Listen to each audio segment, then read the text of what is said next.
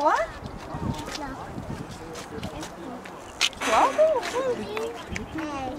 Quoi? מה אוהבת? מה אוהבת? ג'ו מקסימה, נכון? תביא לשקט ואת המחתרות בעולם. מה הם יקרו? הם נוספו במראה. נו, תביא לשקט. יש כאן רק שתיים. זה צביבה, אבל אם אני רוצה אני לא רואה אותם במשקפת. תסתכלי עליהם בלי משקפת, לא צריך משקפת, הם קרובים מספיק. הנה ראיתי אחד במשקפת. אותו ראיתי. לעבור את הקו. למה הבעיה שלה?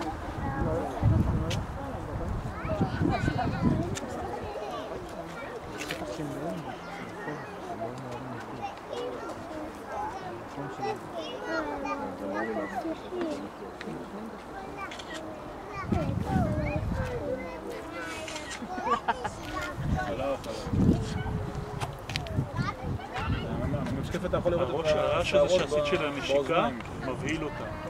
כן, כשעושים רעשים כאלה חדים, מבחינתם הם כל הזמן מתקשרות. אז אם יש רעש כזה כמו אפצ'י או נשיקה חזקה, אז הם נדרכים. זה לא היה בעלה, בעלה זה... אבל... איזה יופי. הנה גדולה. זאת קרמלה, זאת האימא של האימא שלה מימין. מתחילות לצאת להקרנה. רגע, הנה אמא תשתה ואנחנו נתחלף, בסדר?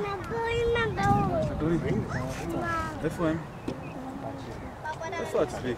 הם אומרים עופרה נקבה. אחותי התווכחה איתי. שיצא כבר לבת של העופר, ואמרתי, אבל זה לא הגיוני. ואז היא אמרה לי, למה, מה זה דורון? זה גם זכר. דורון זה מתנה.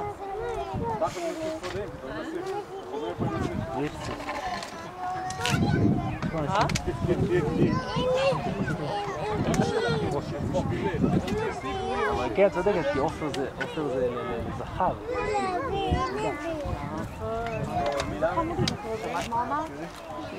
תראי את הטוסיק שלה. איזה טוסיק קטן. לא רונית? הוא אמר שקוראים לה קרמלה? איזה שרירותי, אפשר למצוא שם חדש. יאללה. בואו נמשיך לאגם. אני כואב לי.